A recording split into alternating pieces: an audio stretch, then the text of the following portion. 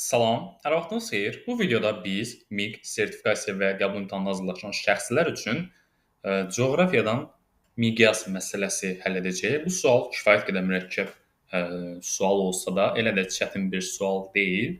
Lakin bunu biz hissələrə bölüb hesablamalıyıq sadəcə. Mən indi bu sualın sizə ən rahat üsulunu izah edəcəyəm.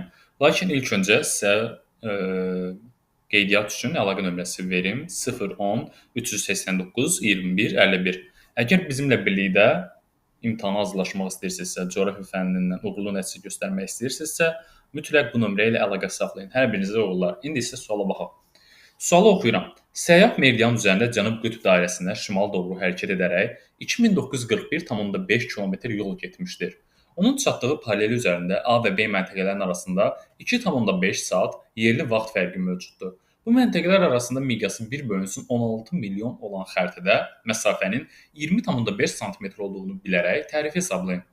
A variantı 77,5 km, B variantı 80,5 km, C variantı 26,1 km, D variantı 19,9 km və E variantı 93,2 km.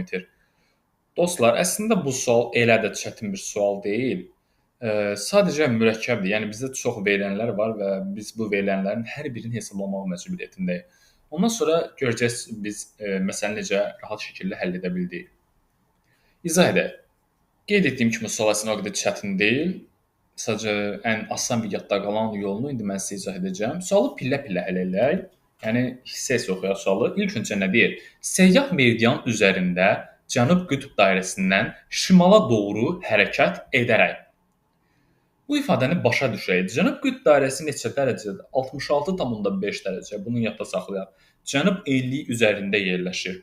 Biz 2941,5 kilometr yol getmişik. Məsələdə qeyd olunduğu kimi 2941,5 kilometr. 1 dərəcəli meridian qövsü təxminən 111 kilometrdir. Biz bunu da bilirik, nəzəri şəkildə biz bunu öyrənmişdik. İndi isə məsələyə tətbiq edirik.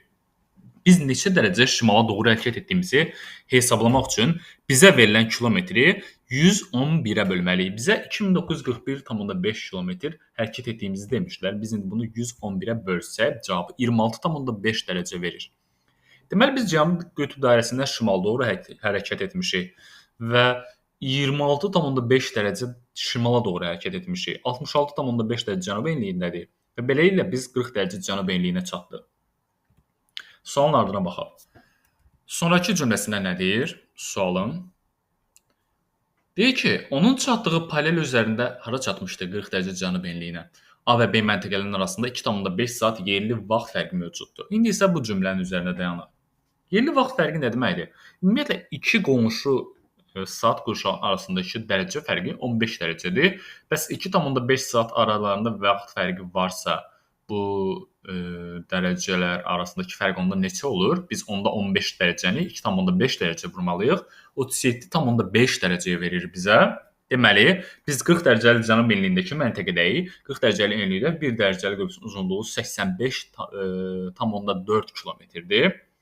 Bəs 37,5 dərəcəli qövsün uzunluğu nə qədər olar? Biz isə bunların hasilini tapmalıyıq. Mən sizə bunu belə izah edeyim. Deməli, 1 dərəcəli qövsün uzunluğu bizə verilib.